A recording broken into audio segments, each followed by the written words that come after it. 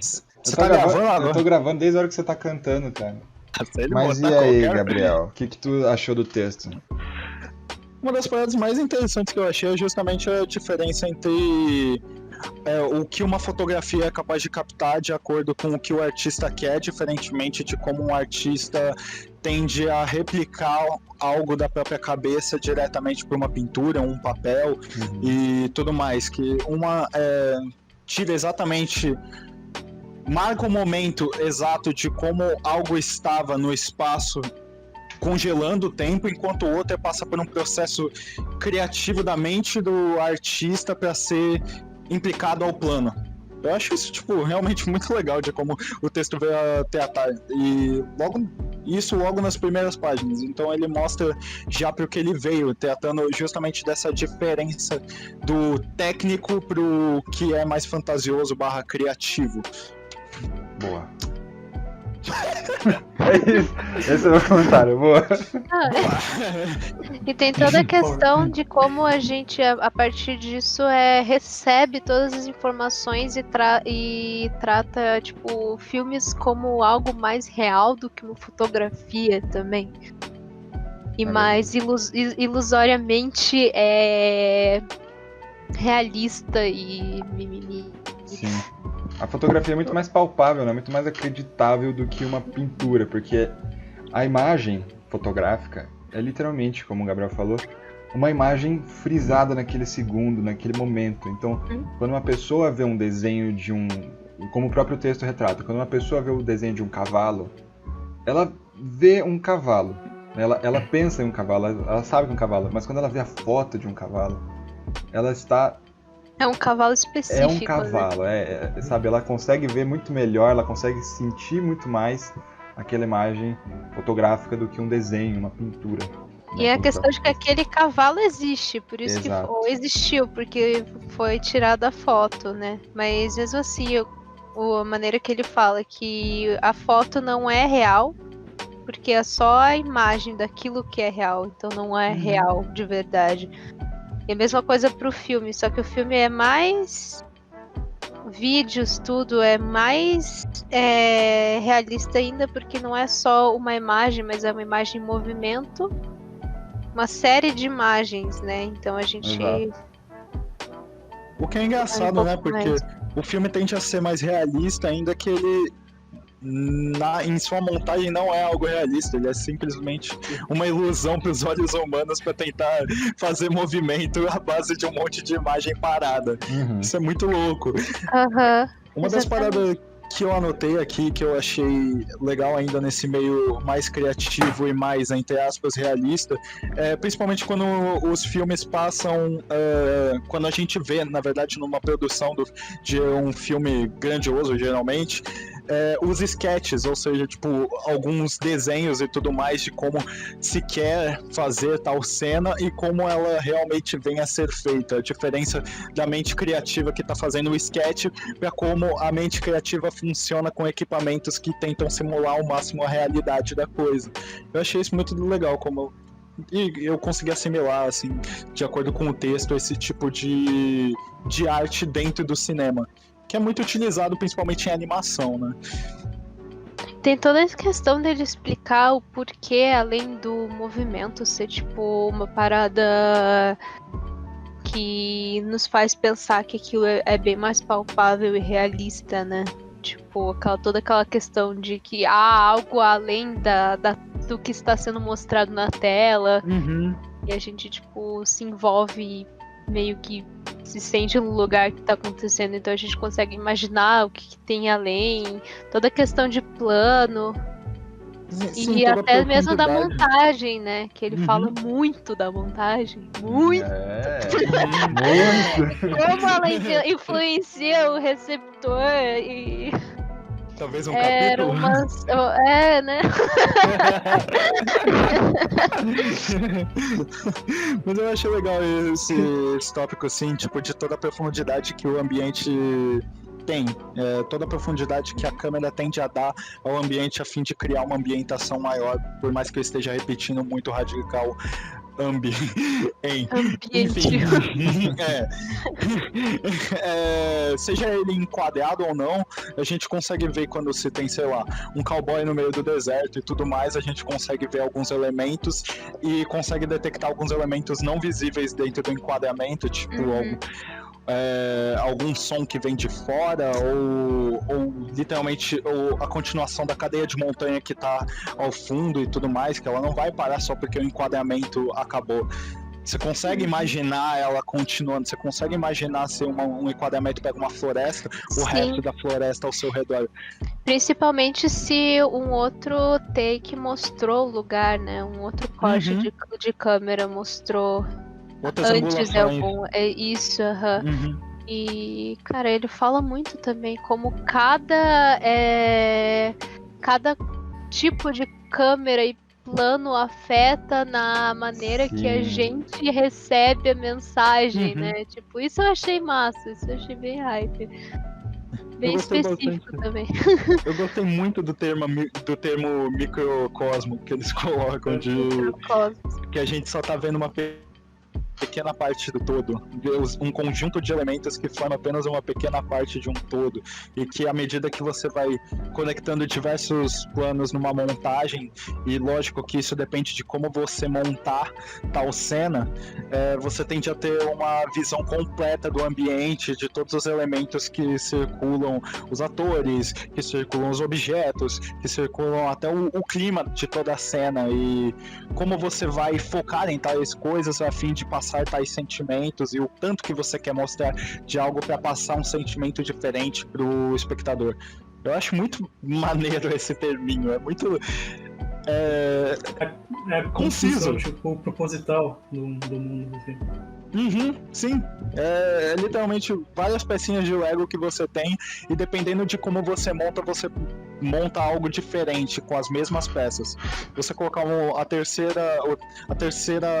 terceiro plano em primeiro, você pode mudar completamente o que você quer passar na cena, e se você pegar o terceiro plano e colocar ele em quarto, na verdade você vai fazer outra coisa completamente diferente, que é o que a gente fica vendo, sei lá, o pessoal que monta o filme Amnésia da forma mais comum, né? Em começo, meio e fim, ao invés da montagem comum do filme. Eu acho isso legal também. E eu gostei muito desse termo microcosmo.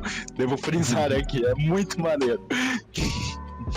E é interessante pensar que cada plano, cada movimento de câmera não veio por acaso, né?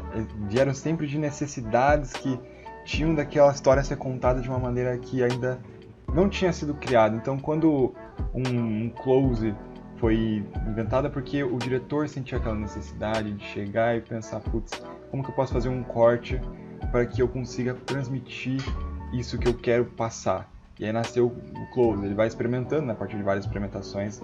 Ele cria esse plano, e aí depois ele pensa, como que eu quero mostrar todo o ambiente, como que eu vou fazer para fazer, né, como que eu vou fazer isso nesse caso? Aí ele vai, pensa e cria. Então nada veio do acaso, né? Sempre foi uma experimentação atrás da outra, aprendendo a fazer diversos cortes diferentes, né?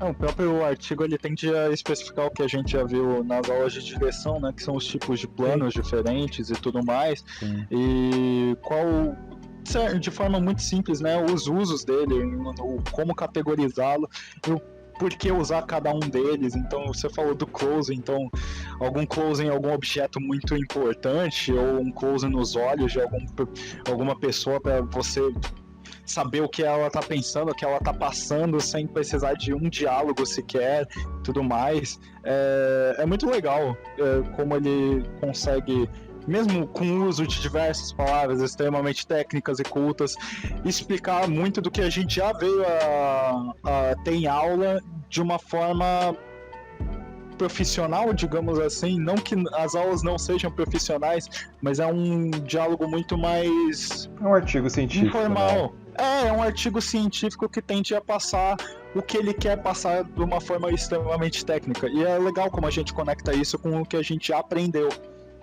Exatamente. Quer falar algo, Fio? Eu? No geral...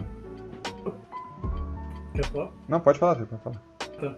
Então, Eu achei bem feito, na verdade, o desenvolvimento, pelo menos dos capítulos que eu li, o desenvolvimento de explicar coisa mais básica, mais essencial, o cinema, especialmente o cinema mais primordial, até a explicação do montagem, eu achei muito bem feito, assim. E é isso, eu gostei bastante do capítulo de montagem. Especificamente a parte da escolha da montagem e a corte ser proposital ou, entre aspas, natural, assim. Eu gostei bem bastante.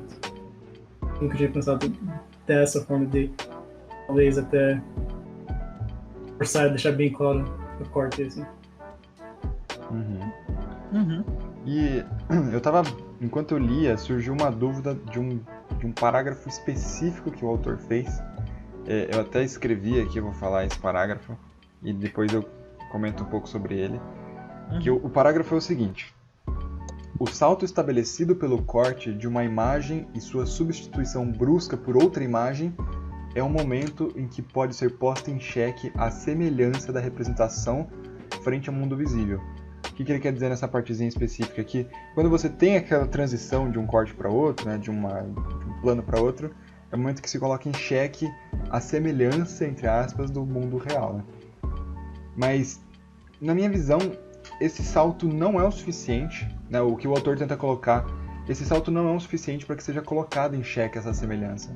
A não ser que esse salto seja muito mal preparado, a imersão do espectador na história não vai ser cortada, não é o suficiente para que, né, você saia do filme. Então, se o plano está em um close, e esse close é cortado para um plano geral de, enfim, alguém olhando para o horizonte, alguma coisa assim, eu acredito que, se tratando de alguma narrativa clássica, ou, enfim, nos anos, né, mais antigos do cinema, mesmo assim não era o suficiente para que essa imersão fosse cortada, como o autor estabelece ali.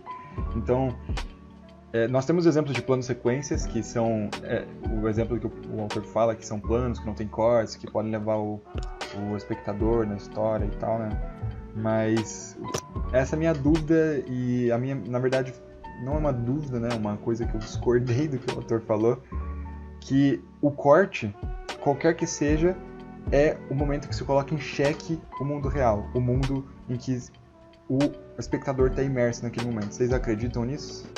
Olha, cara, sinceramente, eu concordo contigo. Eu acho que o corte ele é um elemento do cinema. Ele como sendo mal utilizado, ele pode sim tirar toda a imersão que a gente tem de uma dada cena ou do filme por completo, obviamente. Isso se vê muito em cinema amador. Mas eu não vejo o corte sendo um elemento para te tirar completamente da imersão quando bem feito. Pelo contrário, elementos devem ser apresentados de formas diferentes, seja em uma cena completa, assim, digamos que diversos planos e tudo mais, ou para pular para outra cena completamente diferente. Eu concordo se com o baseia Tornado. em como. Concordo. Como, se for bem aplicado, pode, tipo, trazer efeitos muito, muito bons. Se for um corte mal feito, aí Não tem como, né? Infelizmente é isso aí.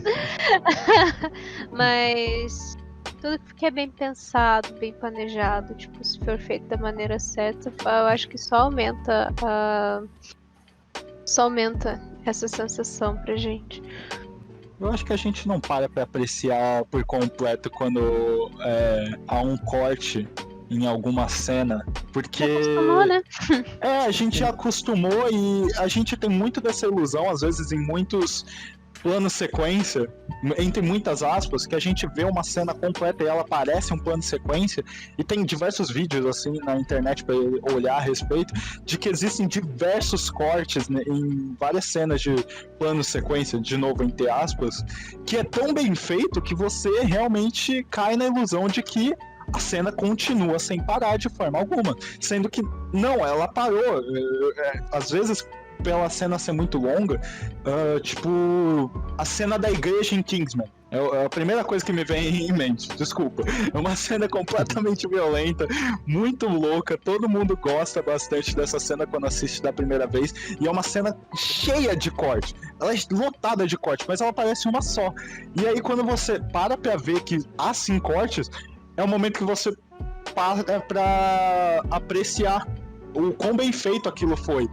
Sendo que num filme sem muitos planos sequência, digamos assim, a gente simplesmente vê de uma forma natural. E não aprecia com tanto esmero esse tipo de ocasião. A gente simplesmente só nota quando um corte tá mal feito, quando a gente sabe que tem algo errado, quando dá um sentimento meio ruim de que não precisava ser da forma que foi feito. Talvez pelo menos pelos nossos olhos, talvez no geral. Vai saber. Eu anotei uma frase aqui que eu gostei pra cacete também, que ele fala que o cinema é fantasia. Eu anotei, na verdade, aqui que o cinema, não necessariamente, tá? Mas tipo, a junção do movimento com a fantasia, né? E a frase que eu achei muito legal, se vocês quiserem comentar a respeito também, é que o cinema é a materialização do que a vida prática não pode satisfazer. E isso é muito profundo, porque a gente tem realmente dentro do cinema a possibilidade de atingir diversos enredos, diversas histórias que não são possíveis na realidade, ao que a gente saiba, pelo menos, né? Eu não vou tirar o sonho de ninguém aqui, não. Sim, muita gente usa, tipo, o filme e o cinema em si pra, tipo, uma maneira de fugir da realidade, né? Uhum. Por completo. E o cinema também é algo que dá a chance de criar-se histórias que a gente não é capaz de viver, né? Sim. Seja por incapacidade tecnológica ou seja por pura fantasia da coisa. Tipo, acho que nenhum de nós aqui vai pro espaço, né? Sei lá. Quem sabe? Quem sabe? Eu tô vou mandando na o pessoal roda. pra Marte. Joguei aqui. Eu acho que nenhum de nós vai lutar contra um dragão. Nenhum de nós vai receber uma quest maravilhosa e barra terrível ao mesmo tempo de destruir um anel em específico. Sabe, eu acho que. Então eu acho que o cinema Não precisa jogar proporciona na esse cara. tipo. Não é o tipo de coisa que você quer, eu tenho certeza. Nenhum de nós quer viver. Tadinho. Então, assim, eu acho muito legal essa frase porque ela diz muito do quão infinitas, na verdade, eu vou deixar no plural essa palavra que não é plural, são as possibilidades que o cinema consegue dar para diversos tipos de história, que sempre há algum tipo de história para cada tipo de pessoa. Mesmo alguém que não gosta de ver filme, eu tenho certeza que há algum tipo de história que agrade, pelo menos. Então eu gostei dessa frase ali no meio, eu achei bem legal. Não precisa necessariamente só ser filme, né? Tipo, Sim, qualquer sim. coisa visual, assim, relacionada. Exato, e eu gostei como ele define o cinema assim, de certa forma. A fantasia do cinema sendo a materialização do que a gente não pode satisfazer. Um pouco triste, sim.